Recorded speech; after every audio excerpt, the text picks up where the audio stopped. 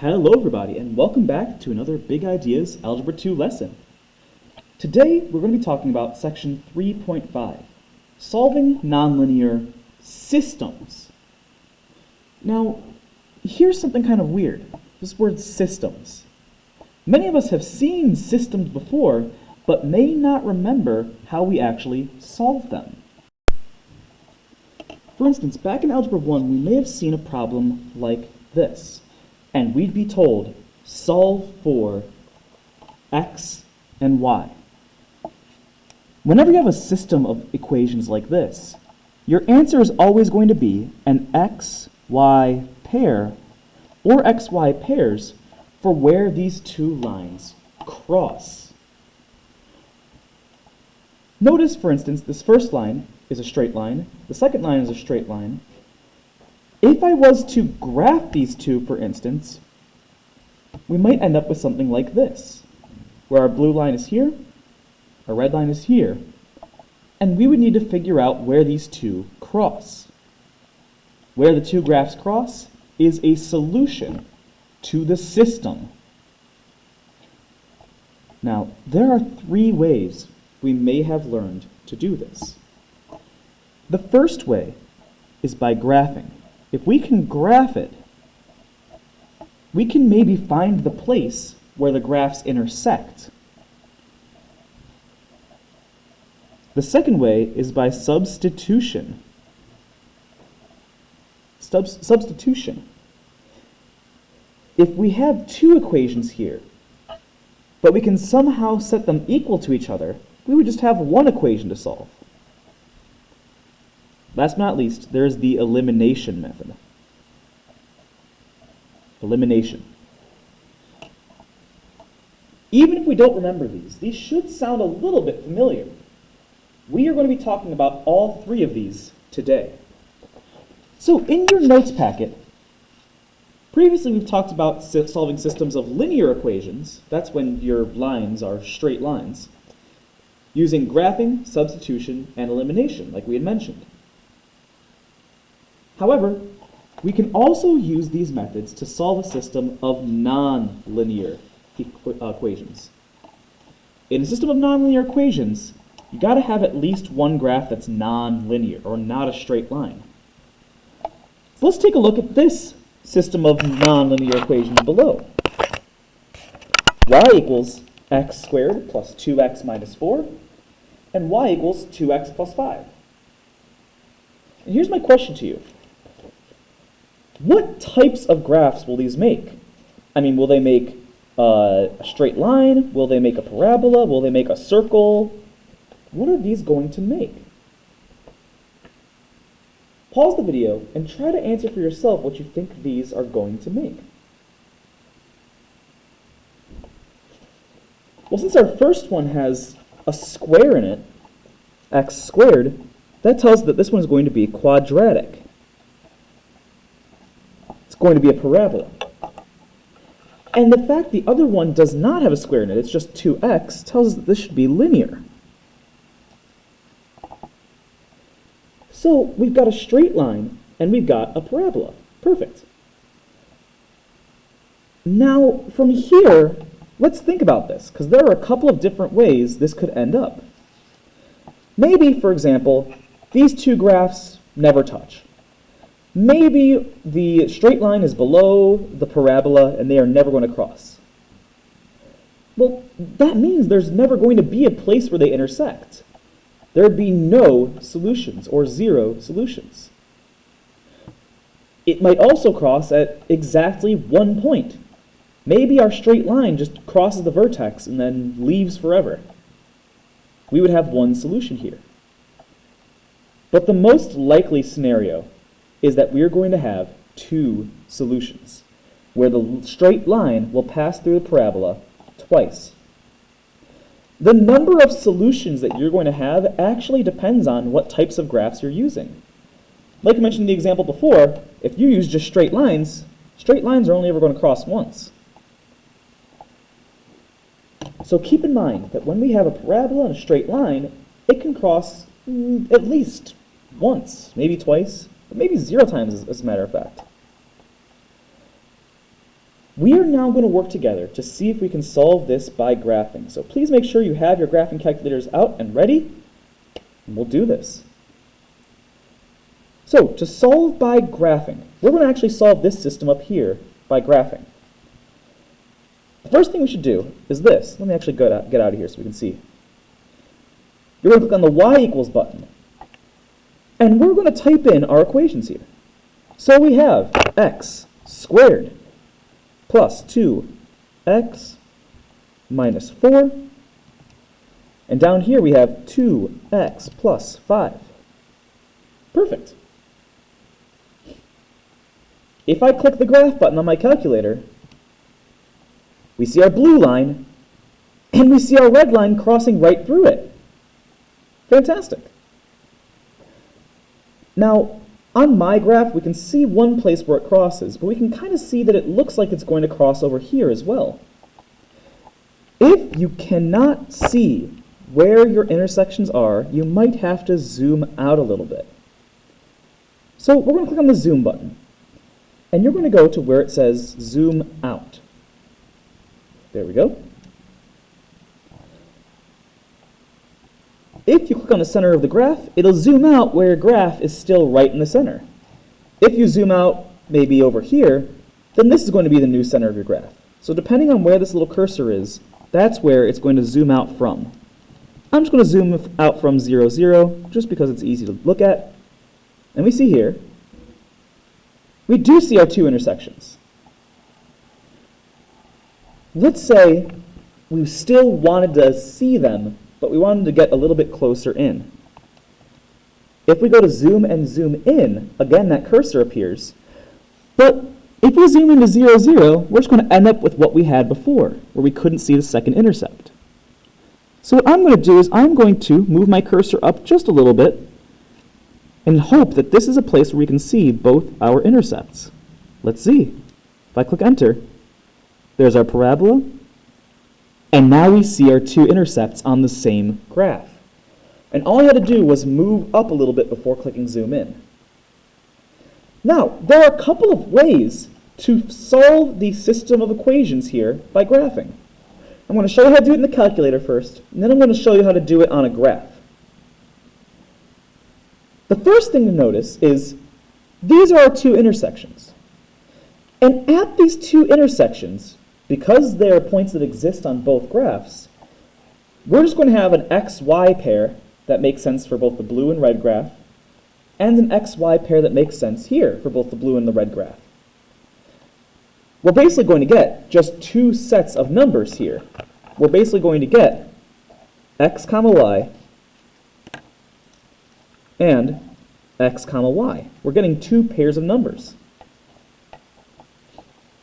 One thing that we can do, if we're lucky, is we can go into second and table, and we can actually tell from our table where these intersections might be.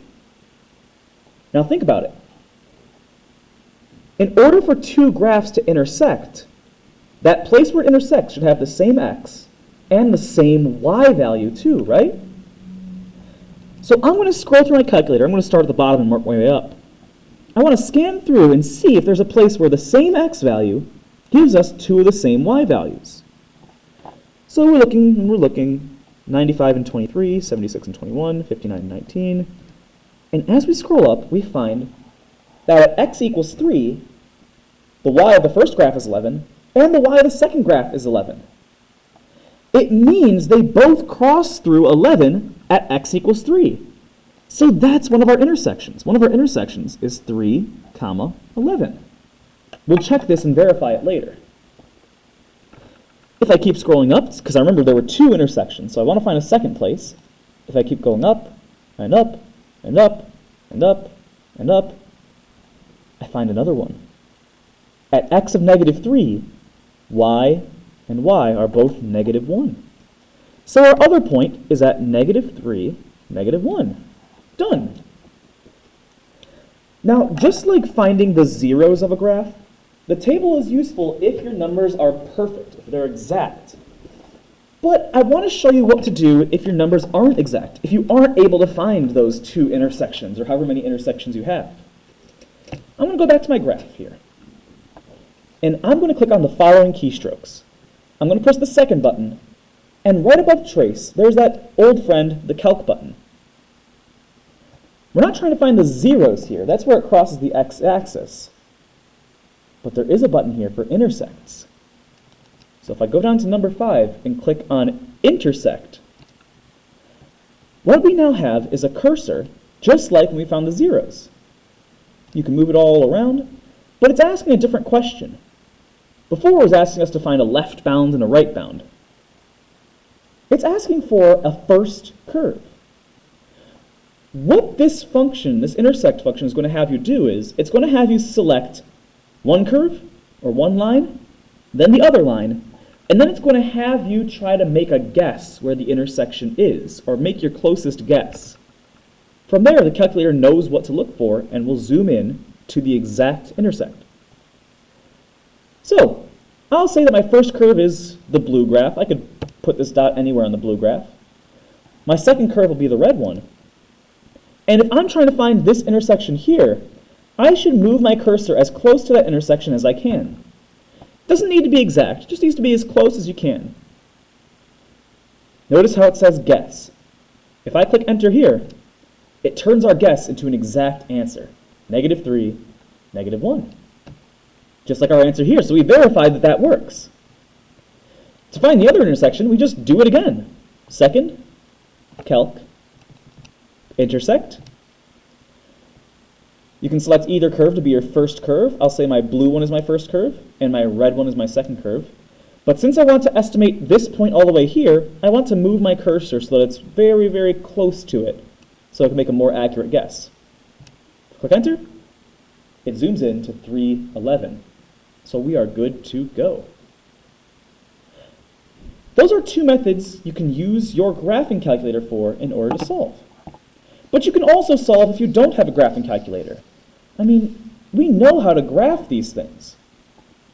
Let's start with the easy one, the linear function in slope-intercept form.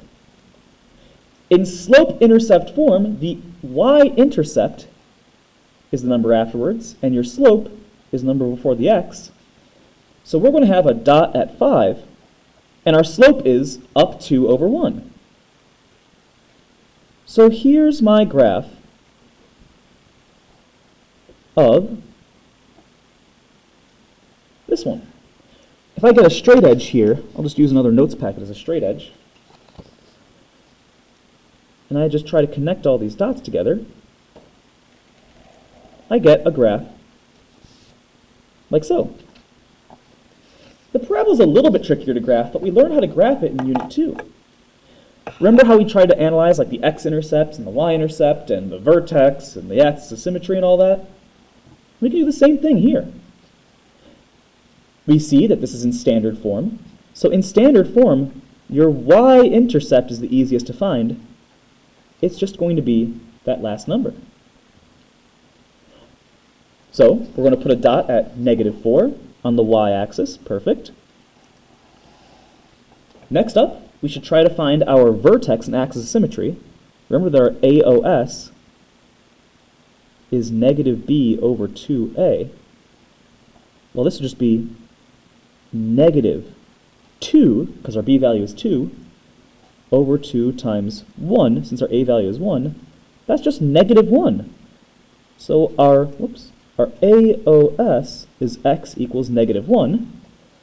We can make a vertical line through that just to show, yep, our vertex is going to be somewhere along this. The vertex is what we get when we plug in that -1. So let me grab a different pen here. We can just plug in x of -1 into all these x's, giving us y equals -1 squared plus 2 times -1 minus 4. That's just 1. That's just -2. That's just -4. 1 minus 2 minus 4 is -5. So our vertex is at -1, -5, right down here. And our x-intercepts can be solved by factoring this. So I'll do the factoring over on this side. if we have x squared plus 2x minus 4, and we want to set up a combinator, we say that we're looking for two numbers that multiply to make negative 4 and add to make 2.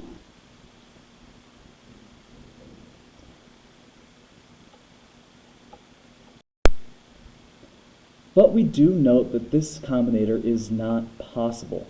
It's not possible to find two numbers that multiply to make negative 4 and add to make 2. So if we wanted to find our x-intercepts, we could go through and we can use the quadratic formula to solve for them. We could use completing the square. We could even graph them to find the x-intercepts. I'm just going to tell you the x-intercepts in this case. There they are. The x-intercepts are around 1.24 and negative 3.24. This is just if you solve it using quadratic formula, completing the square, or graphing it. So we can put those dots on the graph as well, just to approximate here. There's 1.24, there's negative 3.24. And we could basically see our parabola is going to be created like so. It's going to go here, and it's going to go all the way on up. It's going to go all the way on up as well. Perfect.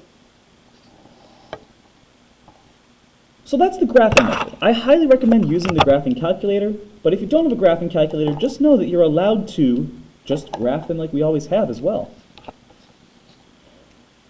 Next up, we have the substitution method, and this one is probably going to be your best bet most of the time. Let's go back to this equation. The substitution method is used when we notice that we're able to plug something into something else.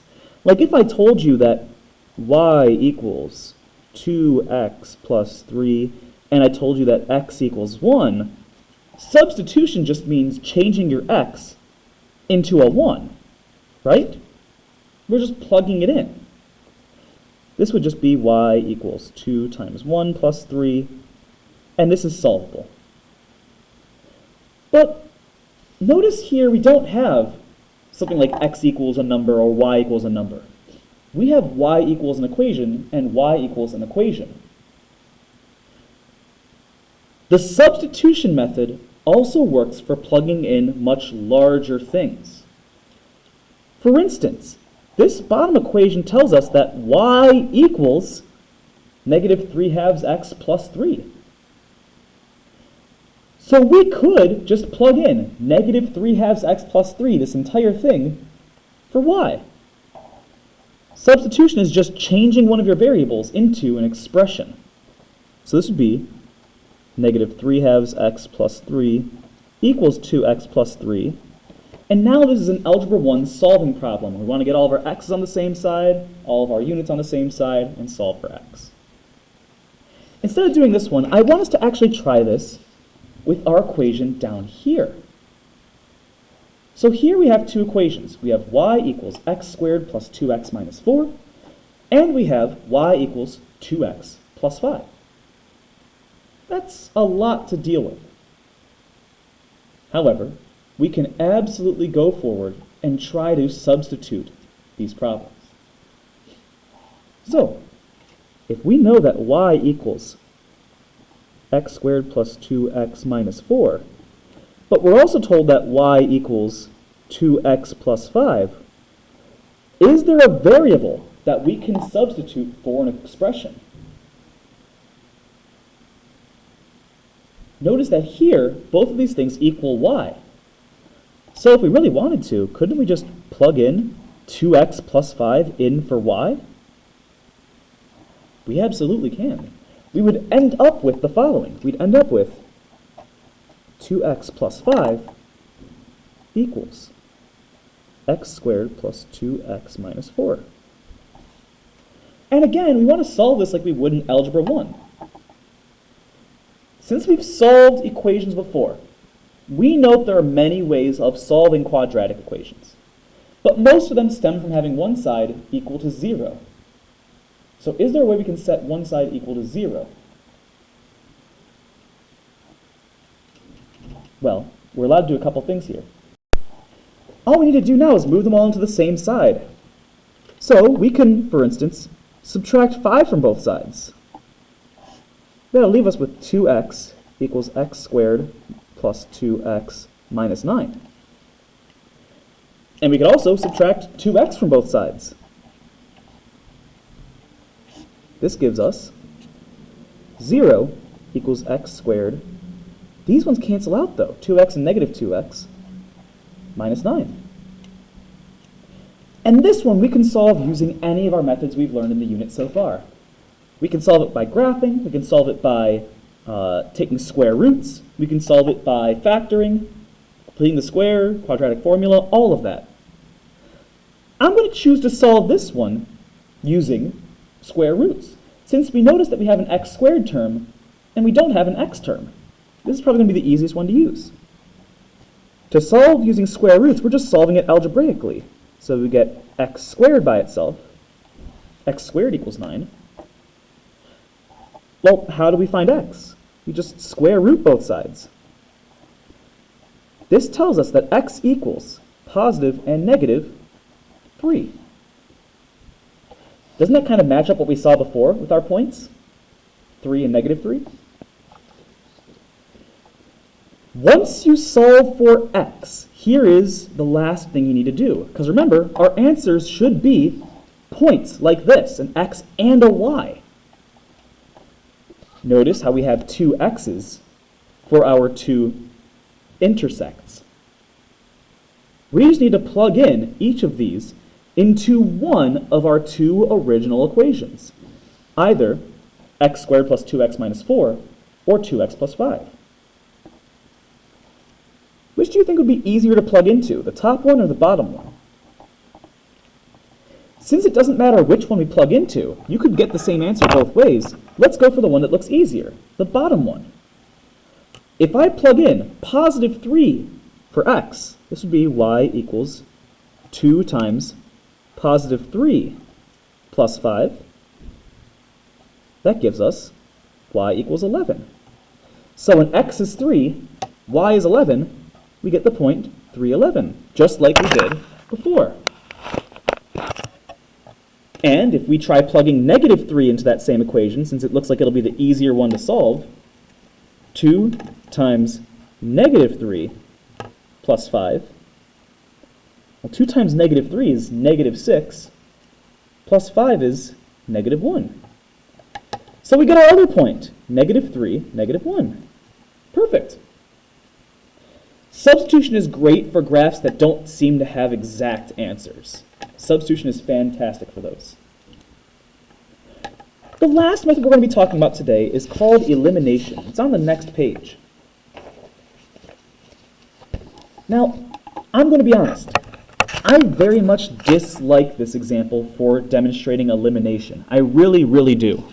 Mostly because this particular example doesn't really give us some nice answers, and it doesn't really demonstrate the idea of elimination very well. So I'm going to give you a slightly different problem to try out here.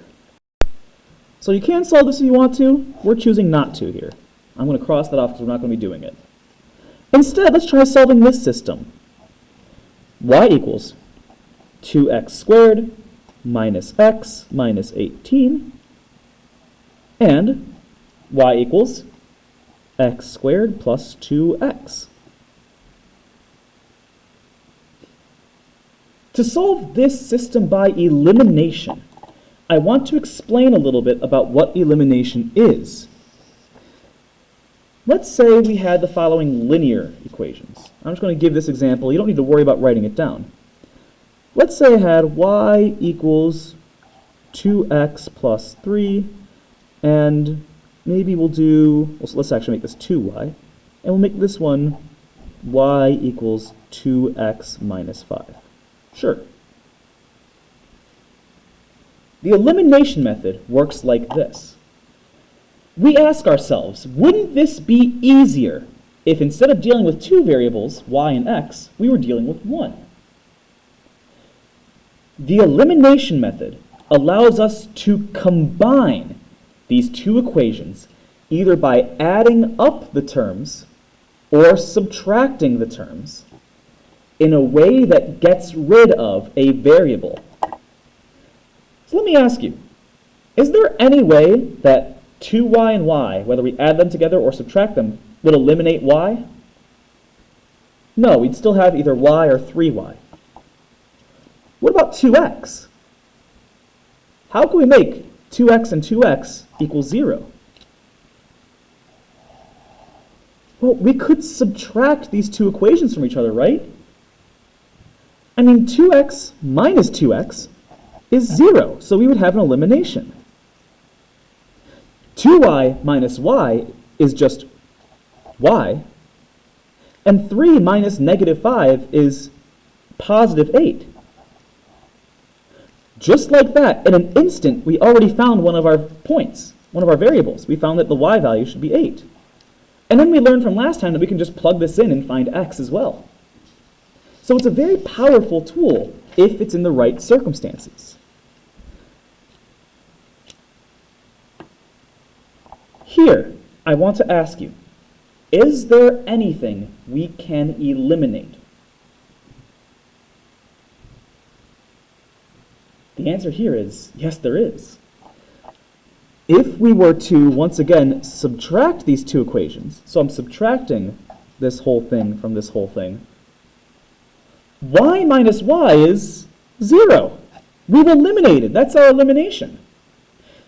I like to use a 0 with a line through it to show that that's our elimination. This symbol does mean something else in later mathematics, but I'm going to use it here just to show that we eliminated that piece. 2x squared minus x squared, because we can only subtract like terms, is just x squared. Negative x minus 2x is negative 3x.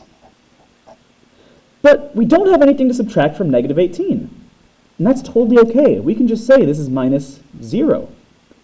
Negative 18 minus 0 means we just carry down the negative 18, or minus 18.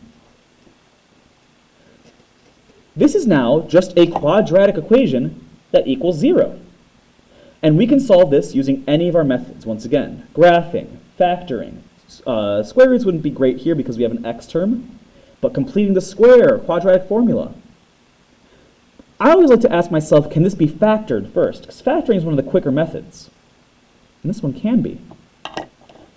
In particular, what two numbers multiply to make negative 18 and add to make negative 3? Pause the video and see if you can figure it out. Did you get them? We should have seen that negative 6 times 3 is negative 18, and negative 6 plus 3 is negative 3. So we can just factor this as 0 equals x minus 6 times x plus 3, and now we can solve for x. If x minus 6 equals 0, x should be 6. Again, we do that because we have x minus 6. We can add 6 to both sides and solve that x equals 6. We can do the same thing for x plus 3. Again, all we do is we set each piece equal to 0 and solve.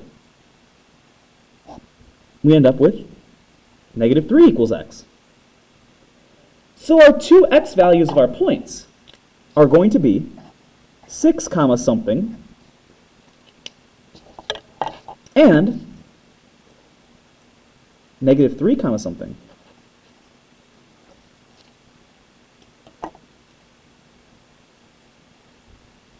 Let's see what those somethings could be.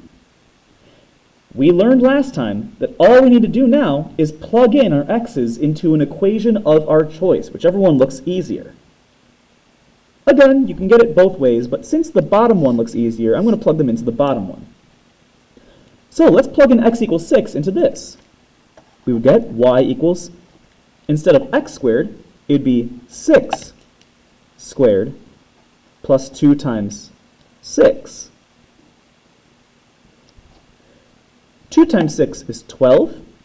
6 squared is 36.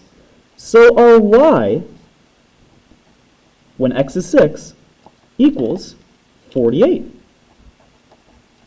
6 comma 48.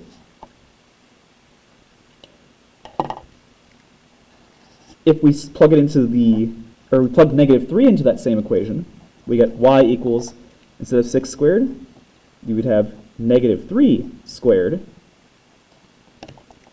plus 2 times negative 3. Negative 3 squared is just 9. 2 times negative 3 is negative 6. Our y for this one, y equals 3. So these are our two answers, 648 and negative 3, 3.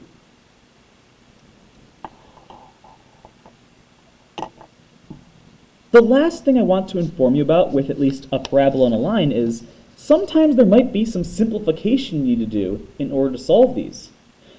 Again, all three methods will work for all of these. It's just a matter of deciding which one will be best for us. You're allowed to solve these using any method you like. But I'm going to put up the answers here, and I'm also going to put up the first step for letter C. For letter C, my recommendation for this is if you're not going to be graphing them, if you want to solve using elimination or substitution, foil these parentheses. We know how to FOIL to make a quadratic. We've done it a million times since like 7th grade.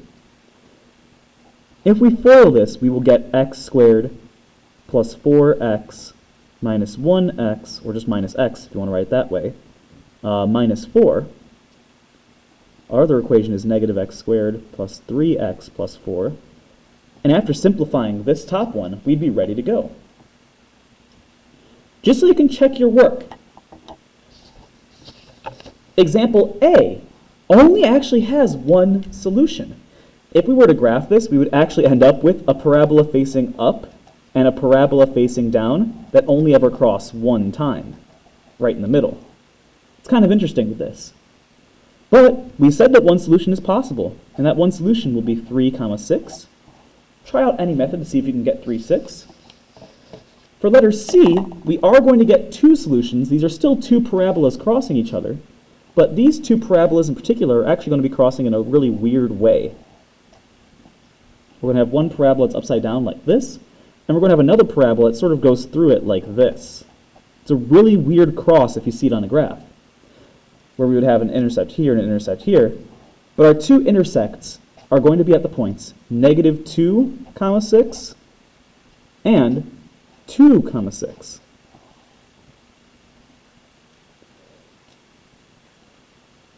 One last thing I want to talk about is nonlinear doesn't just mean parabolas. You are also allowed to have nonlinear graphs that make a circle. You may have talked about the graphs of circles in geometry. You may not have talked about the graphs of circles in geometry. Either way, the idea is this. The graph of a circle is given by the equation x squared plus y squared equals r squared. This is the standard form of a circle with the center at 0, 0 and a radius of r. So, for instance, if I gave you the following equation, like x squared plus y squared equals, I don't know, let's say 9. Well, the square root of 9 is 3. This is a circle of radius 3. Once again, you can have no solutions with a straight line. You can have one solution with a straight line. You can even have two solutions with a straight line. These problems can be very tricky because of the squares. You may notice something very important, which is that in your graphing calculator, you don't have a x squared plus y squared equals some number function. You don't have it. I would not recommend graphing these on a TI-84 plus CE. I would only recommend graphing it if you have a TI Inspire or if you have access to Desmos, for instance. Because otherwise, this is going to be very, very difficult to graph. You would actually need to graph it as y equals the square root of something. It would be the square root of 10 minus x squared. And that would only even give you half the circle. That'd give you that half. Actually, let me zoom out a little bit so we can see it as a circle. If I go to z squared, we can see it only give you half the circle. You would have to also graph negative square root of 10 minus x squared, which again you can get just by solving this for y. And you get the other half of the circle. And it's just a mess. I would not recommend graphing circles on these calculators. However, still fine because we have two other methods. Elimination wouldn't be great here either. Elimination wouldn't be great because we don't have any variables that would easily cancel out. Like, we have an x squared, but this is an x. And we have a y squared, but this is a y. So adding and subtracting won't do anything. My recommendation for solving systems that have a circle is always going to be substitution. If we use substitution, we are literally taking 3x plus 10, and because it equals y, we're plugging it in for y. We're told that y is 3x plus 10, so let's turn y into 3x plus 10. We get x squared plus 3x plus 10 squared. Remember how we have a y squared up here? But y is 3x plus 10 equals 10. This one is a challenging problem. This one is actually a very challenging problem. You can feel free to try it out on your own, but let me give you a little bit of a hint here. This squared is just the same as 3x plus 10 times 3x plus 10. You might have to do some FOILing. You might have to do some either factoring or quadratic formula or something. Pause the video if you want to try this one out for yourself. I'm also going to flash the solution on the screen in just a second.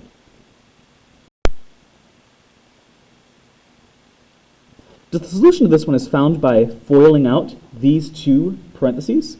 We would get 9x squared plus 30x plus 30x plus 100 equals 10. And if we simplify and move everything to the same side, x squared plus 9x squared is 10x squared. 30x plus 30x is 60x. And if we wanted to move this 10 to the other side, we could subtract it, giving us plus 90 equals 0. I actually recommend factoring this one because notice how there is a greatest common factor. If we can take out the greatest common factor of 10 from everything, if we pull out the 10 from everything, we'd be left with x squared plus 6x plus 9. And that is something that can very easily be factored using our combinator. What multiplies to make 9 and adds to make 6? 3 times 3 is 9, and 3 plus 3 is 6. So we'd be left with 10 times x plus our first one, 3, and x times, or x plus, I should say, our second one, 3, equals 0.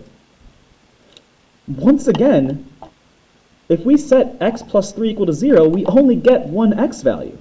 We get x equals negative 3. Since we only get one x value, we know that this is going to be where it crosses only once. It's actually going to be like this situation where a line crosses the circle at one place. We could, of course, then plug it in. And I'm going to let you know I am not plugging in into this top one. That looks crazy. I'm plugging negative 3 in to this second one. So this would just be y equals 3 times the x we found, negative 3, plus 10.